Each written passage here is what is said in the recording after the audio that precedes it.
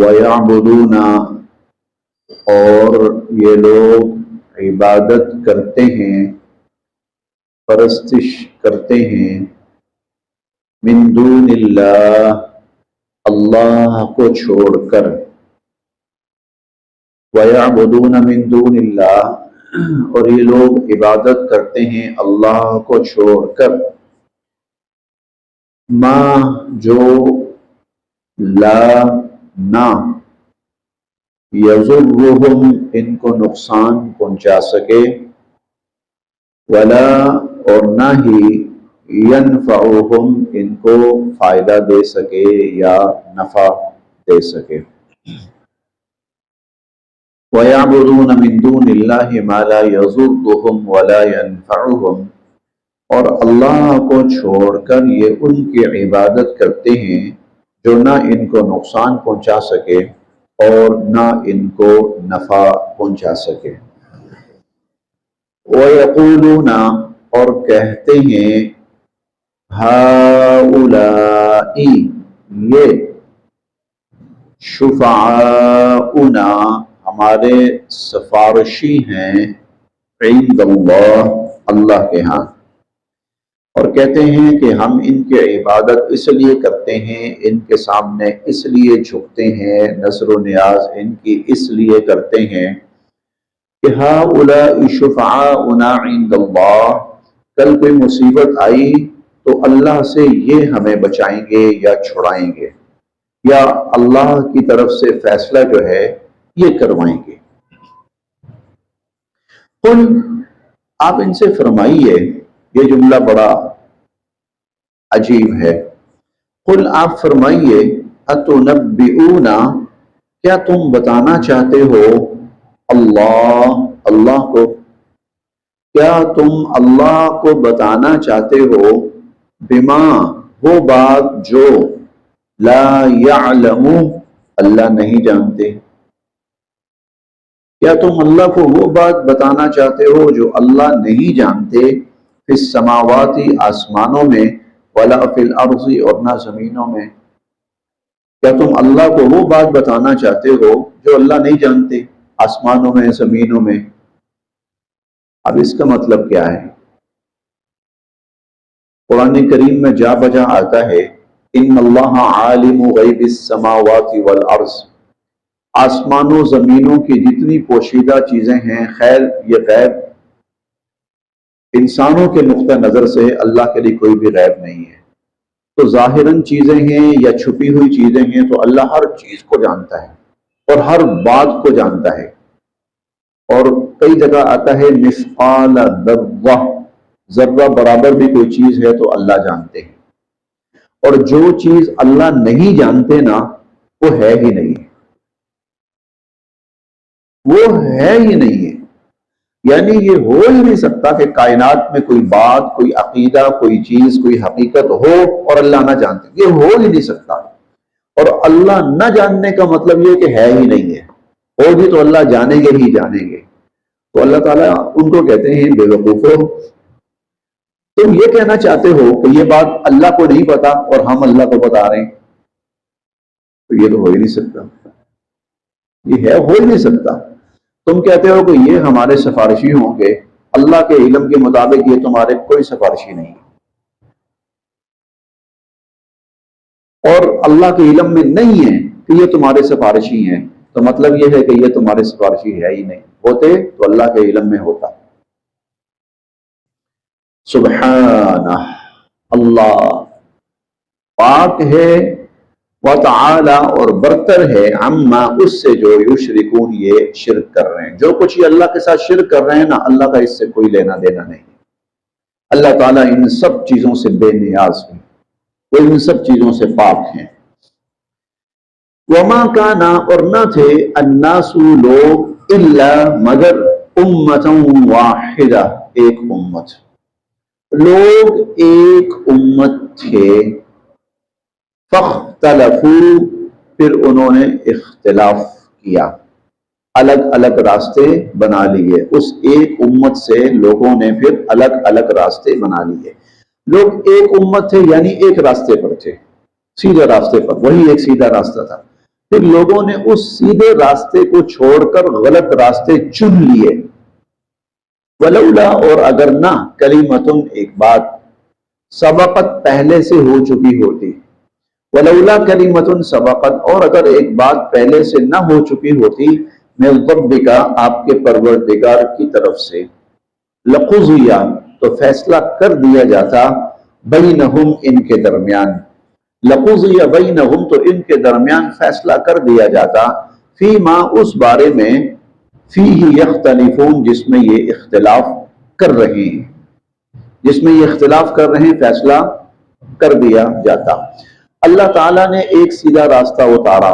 ایک طویل عرصہ ایسا گزرا ہے کہ انسانیت اسی ایک راستے پر تھی، وہی سیدھا راستہ تھا. کان الناس امۃ واحدہ، یہ بھی ہم پہلے دوسرے پارے میں بھی پڑھ چکے ہیں. فبعث اللہ النبیین مبشرین ومنذرین، یہاں پر بھی یہی بات ہے. تو وہ ساری انسانیت اس ایک سیدھے راستے پر تھی. اس کے بعد کیا ہوا؟ لوگ بھٹکنے شروع ہوئے. اب پھر وقت آ گیا ہے، لوگ بھٹکے ہوئے ہیں مختلف ناموں پہ، مختلف طریقوں پہ. اب پھر اللہ وہی ایک جو سیدھا راستہ ہے نا، اس کی طرف تمہیں بلا رہے ہیں. لوگ کہتے ہیں کون سا صحیح کون سا ہے؟ وہ کہتا ہے میں ٹھیک ہوں، یہ کہتا ہے میں ٹھیک ہوں، وہ کہتا ہے میں ٹھیک ہوں، ادھر کہتے ہیں میں ٹھیک ہوں، یہودی کہتے ہیں ہم ٹھیک ہیں، عیسائی کہتے ہیں ہم ٹھیک ہیں، مشرک کہتے ہیں ہم ٹھیک ہیں، مسلمان کہتے ہیں ہم ٹھیک ہیں. صحیح راستہ کون سا ہے؟ صحیح کون ہے؟ اللہ فرماتے ہیں صحیح وہ تھے جب انسانیت کی ابتدا ہوئی، طویل عرصہ لوگ بالکل ٹھیک رہے، یہ کوئی اختلاف نہیں تھا. یہ اختلاف بعد میں پیدا ہوا ہے، ٹھیک ہے، بعد میں پیدا ہوا ہے. اور اب پھر میں تمہیں وہی سیدھا راستہ دکھا رہا ہوں. ہم 8ویں پارے میں پڑھ کے آئے ہیں، قل ھذہ سبیلی، نہیں بلکہ پڑھیں گے، قل ھذہ سبیلی، آپ ان لوگوں سے کہیے یہ ہے میرا سیدھا راستہ، ادعو الی اللہ، اور میں اسی کی طرف بلا رہا ہوں، اور ھذا صراط مستقیم، اور یہ ہے سیدھا راستہ. تو تم کہتے ہو نا پتہ نہیں کون سا سیدھا ہے، تو ہم بتاتے ہیں کون سا سیدھا ہے، یہ سیدھا ہے. تم کہتے ہو ابراہیم علیہ السلام سیدھے راستے پر تھے، تو ابراہیم علیہ السلام کا سیدھا راستہ یہی تھا. ہم نے 3 پارے میں پڑھا ہے، ان اول الناس بابراہیم للذین اتبعوا وھذا النبی والذین آمنوا. اگر تم ابراہیم علیہ السلام کے راستے کو سیدھا سمجھتے ہو نا، تو وہ ابراہیم علیہ السلام کا سیدھا راستہ بھی یہی ہے. اگر ابتدا والے راستے کو صحیح سمجھتے ہو نا، تو وہ بھی یہی ہے.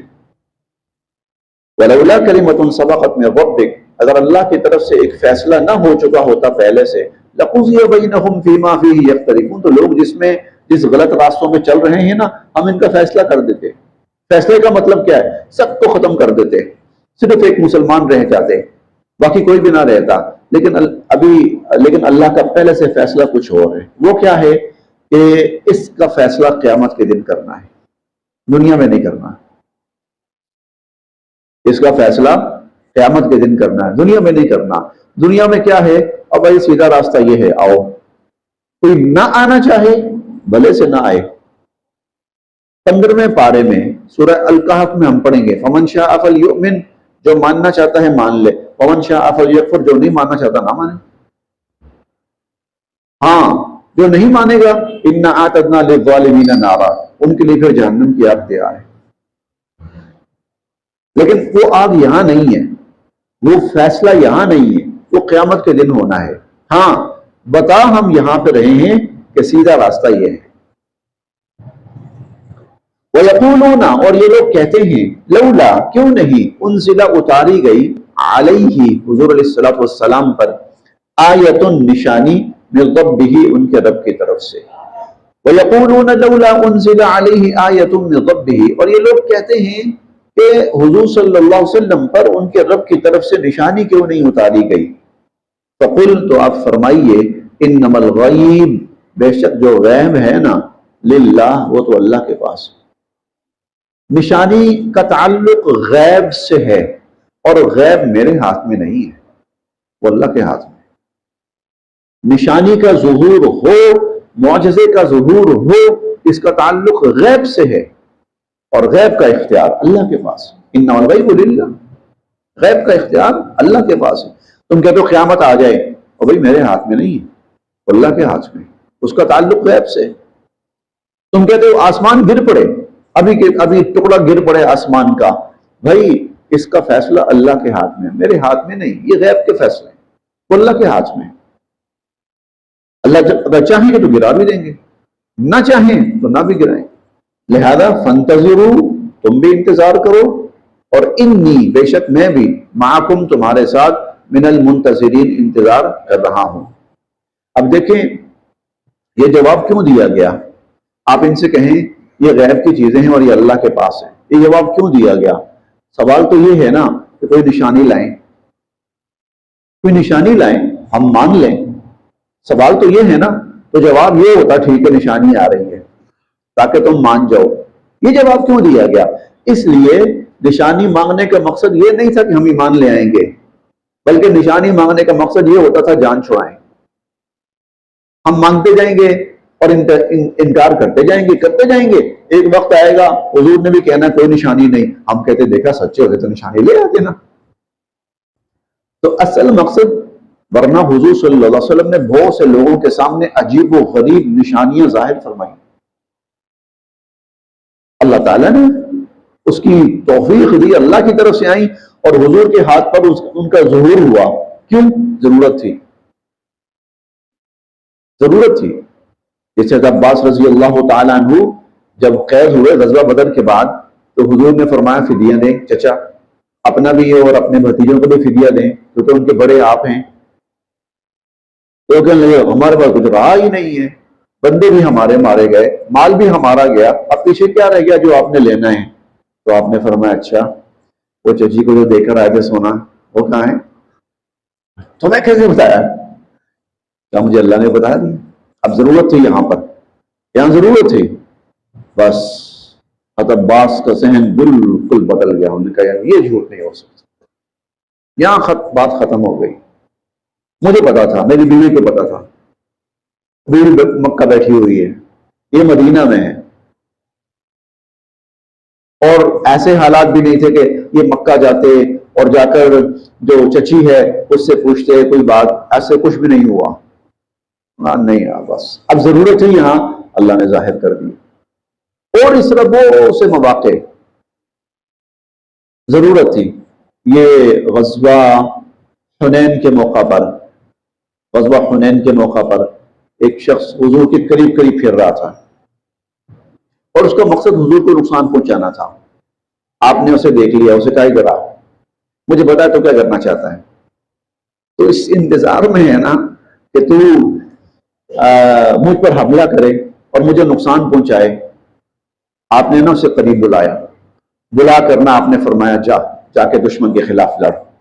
اللہ نے ایسا اس کا دماغ بدلا، وہ سیدھا پھر دشمن کی فوج میں گھس گیا۔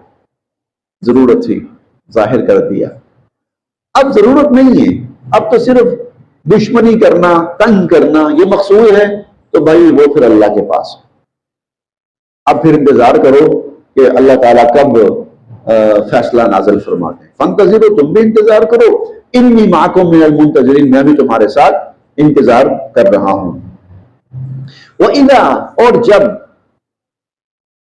اور جب أَذَقْنَا، ہم چکھاتے ہیں، الناس، لوگوں کو، رحمتن، آسانی، سہولت، رحمت، من بعد ضراء، من بعد بعد ضراء، تکلیف کے، مستہم، جو ان کو پہنچی ہوتی ہے۔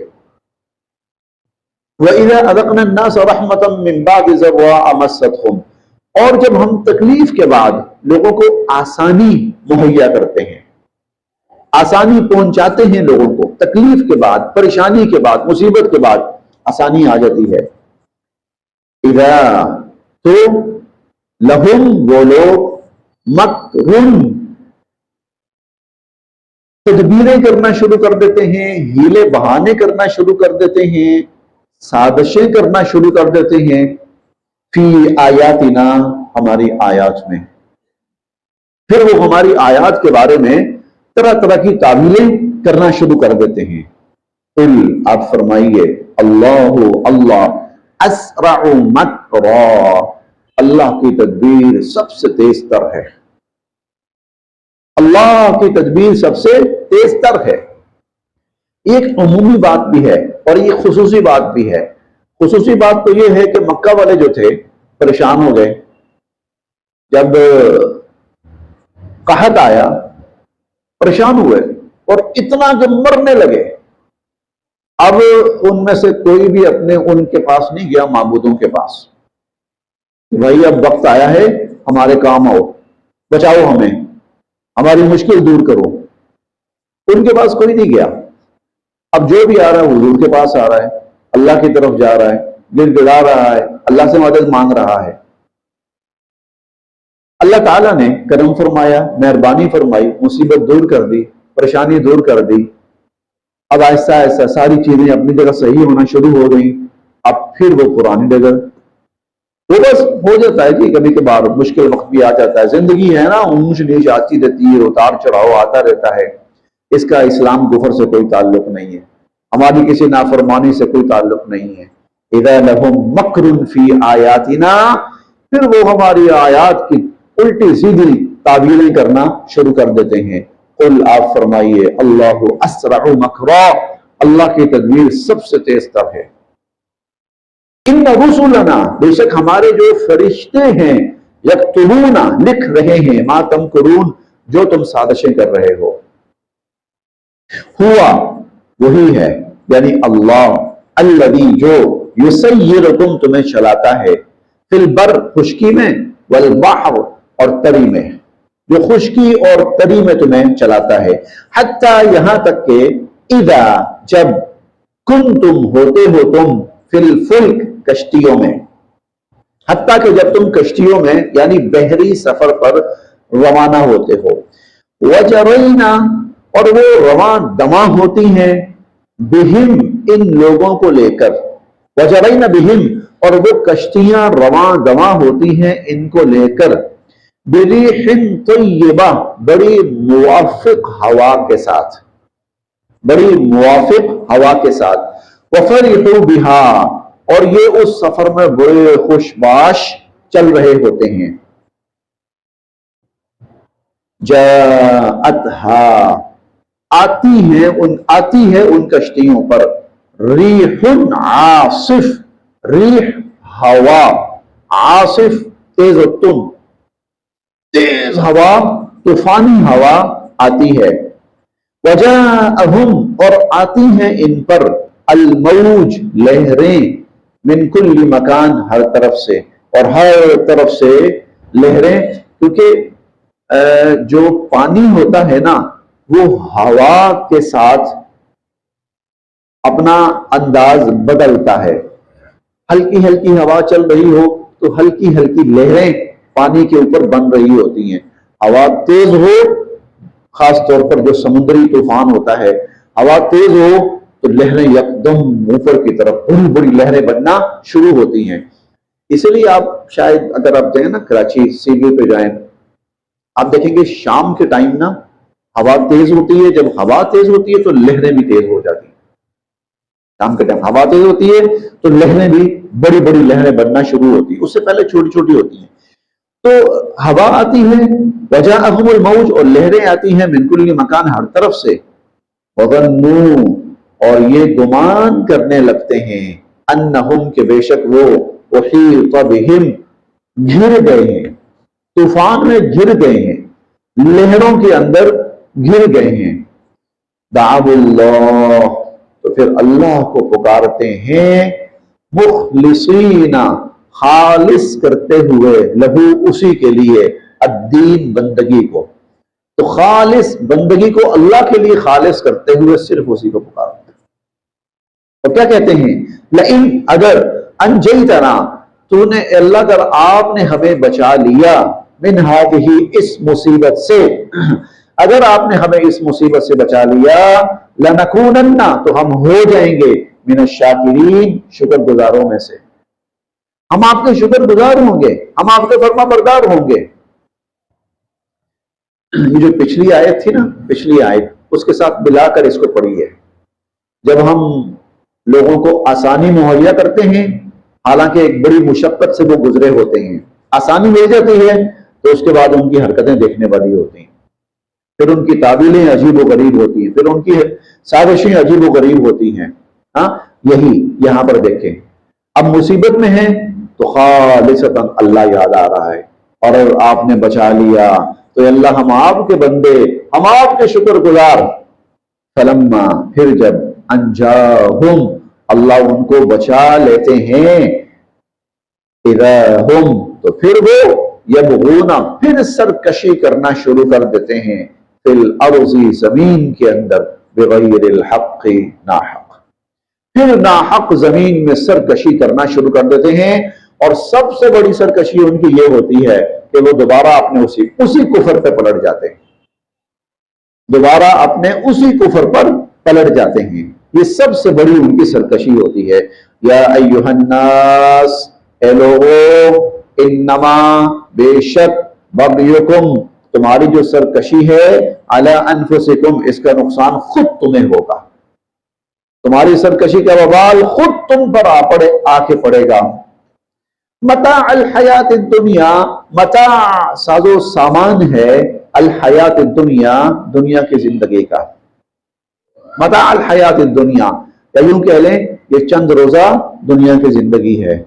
ثم پھر الینا ہماری طرف، مرجعکم تم نے لوٹ کر آنا ہے، پھر تم ہمارے پاس لوٹ کے آؤ گے.